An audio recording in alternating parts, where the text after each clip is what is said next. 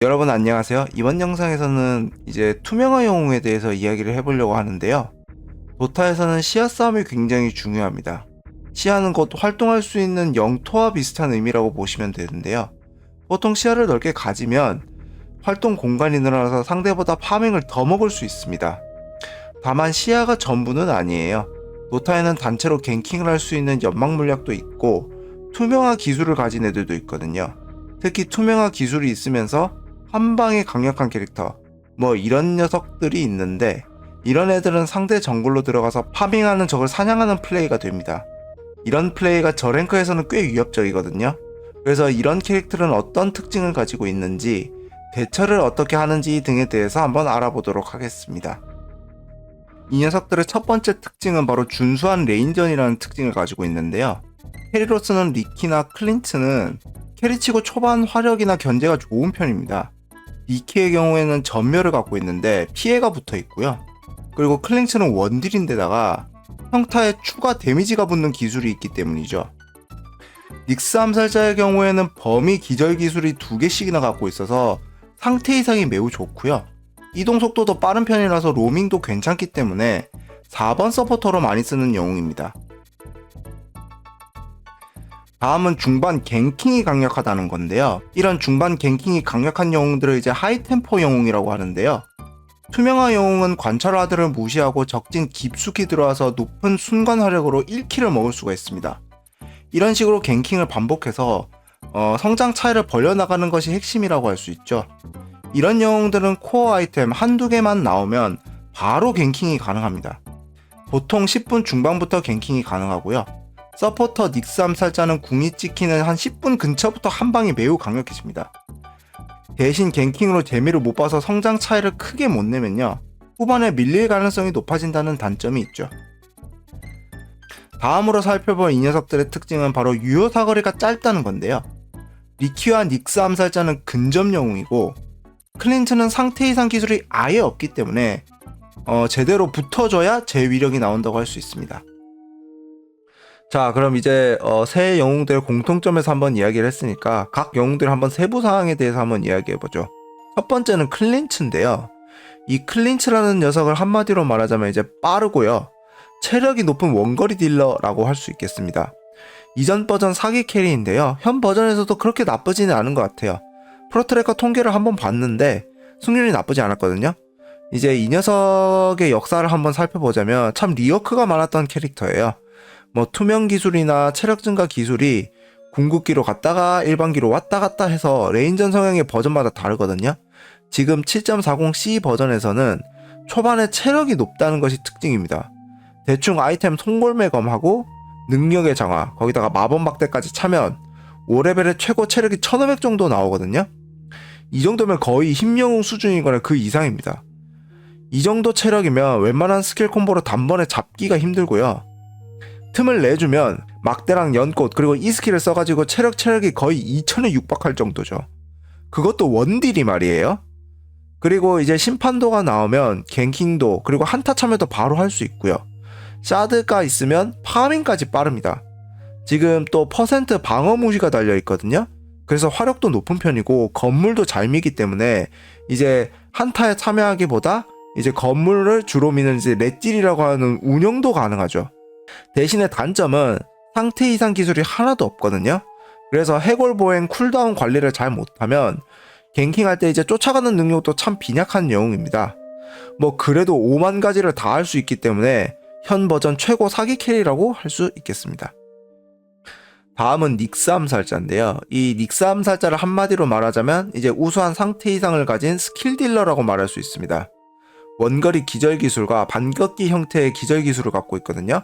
그런데 이 기술들이 모두 범위 기절이라서 잘 이해하고 쓰면 적진 안에서도 잘 안 죽기도 해요. 6레벨이 되는 타이밍에 화력이 강력해서 체력이 낮은 서포터들은 스킬 콤보로 순식간에 보내버릴 수 있죠. 다만 체력도 낮고 근접 영웅이기 때문에 레인전을 운영하는 것이 굉장히 까다로운 편입니다. Q 스킬을 두 명이상에게 맞추려고 위치를 잘 잡는 것이 기본이라고 할 수 있어요. 거기다가 이제 암살 콤보도 완전히 근접해야 쓸 수 있기 때문에 감시 와드에 제일 취약해서 와드 지우기를 정말 잘해야 되는 녀석이죠. 다음은 마지막으로 리키인데요. 이 녀석은 한마디로 말하자면 영구 투명화와 전멸을 가지고 있는 평타 딜러라고 말할 수 있습니다. 궁극기로 영구 투명화를 갖고 있거든요. 그래서 투명화 스킬을 쓸 타이밍을 따로 재지 않아도 된다는 점이 큰 메리트죠. 게다가 타겟팅 전멸이 있기 때문에 상대가 와드 보고 반응하기도 전에 붙을 수도 있고요. 지속시간이 긴 장판 침묵을 가지고 있기 때문에 두나 스킬이 있는 분산이검이 나오는 타이밍이 특히 강력합니다. 그 대신에 이제 캐리임에도 불구하고 공성 능력이 떨어지고요. 그리고 후반에도 화력이 나오려면 아이템이 많이 필요합니다. 보통 상대 코어가 7호강의 지팡이가 나오는 시점부터 약해지기 시작한다고 보면 되겠습니다. 자, 그럼 이제 이런 녀석들을 어떻게 상대하느냐에 대해 한번 이야기해 볼 건데요. 첫 번째, 아주 쉬운 것부터 이야기하자면 바로 감시와드를 박는 겁니다. 투명화 캐릭터가 맵에서 안 보일 때 먹고 있는 정글이나 레인에 박아주는 거죠. 코어의 성장을 위해서 서폿이 기본적으로 이제 골드를 소비해서 설치해줘야 되는데, 서폿도 뭐 미드 지원가랴 같이 한타하랴 해서 캐리한테 맨날 붙어있을 수는 없거든요. 그래서 투명 기술이 있는 적이 있다면 코어들도 한 개 정도는 이제 사가지고 있다가 이제 투명화하는 녀석들이 맵에 안 보이고 할 때 먹고 있는 정글이나 레인에 박아주는 거죠. 아까 이야기했듯이 투명화를 이용해 갱킹을 하는 녀석들은 어느 정도 근접해야 위력이 나오거든요. 그래서 와드로 봤을 때 도망가거나 선공을 걸어서 역으로 잡는 플레이를 하는 겁니다. 두 번째로는 이런 적의 활약 타이밍, 그러니까 투명화 영웅들이 본격적으로 갱킹을 시작하는 타이밍을 알면 이제 와드 설치할 때 굉장히 도움이 되거든요. 이런 투명화 캐릭터들은 바로 암살이 가능한 애들이 아니고요. 레벨이나 특정 아이템이 나와줘야 가능합니다. 그래서 상대 아이템과 레벨, 현재 위치 등을 체크해서 감시와드를 박아도 되는지 안 되는지를 파악하면 좋죠. 일단 성장 속도가 보통인 경우는요, 서포터 닉스 암살자의 경우에는 10분 내외로 조심하기 시작해야 하고, 클린트나 리키는 13분에서 15분 정도의 1코어 아이템이 나오니까 이 정도부터 조심하기 시작해야 합니다. 물론 이 시간이 딱 고정된 건 아니고요. 아이템 빌드 오더나 레인전 결과에 따라서 늦어지기도 하고 빨라지기도 하죠. 다음은 현시의 가루를 활용하는 건데요. 감시와드는 일단 수비적인 아이템입니다. 투명한 애들이 들어오는 것을 방지하는 건데요. 그런데 이렇게 투명한 영웅 같은 경우에는 감시와드의 범위 바깥으로 도망가면 다시 안 보이기 시작하기 때문에 공격적으로 활용하기가 어려워요. 그런데 이제 현시의 가루에서는 일단 현시의 가루를 맞았을 때 지속시간 동안 투명한 애들을 계속 보여주거든요. 그래서 현시의 가루는 굉장히 공격적으로 대처하는 아이템이라고 할 수 있습니다. 다음은 현시의 보석을 활용하는 건데요. 소유자 시야에 있는 투명한 애들을 바로 보여주는 아이템입니다. 굉장히 유용하거든요. 와드를 지운다거나 혹은 이제 아까 말씀드렸듯이 이제 투명한 영웅들을 계속 갱킹하거나 수비하는 데도 도움이 되지만, 보유자가 죽었을 때 떨구기 때문에 적한테 이 현시의 보석을 뺏길 수가 있다는 단점이 있습니다. 그래서 시야 싸움에서 불리해지는 상황이 나오기 쉽죠. 마지막으로 투명한 기술이 없는데 어둠의 검을 이용한 아이템을 활용한 암살 캐릭도 있습니다. 대표적으로 이제 광기의 가면과 같이 활용하는 평타 빌드를 쓰는 그림자 악마 같은 애들이 있고요. 그리고 군단 사령관이나 용기사, 스벤 같은 캐리가 간혹 씁니다. 이런 애들이 중반에 어둠의 검 하위 아이템인 장검이나 맹폭 3마디 같은 걸 들고 있으면 투명화 대비를 해두는 것이 좋죠. 지금까지 투명화를 활용한 암살 영웅들에 대해서 알아봤는데요.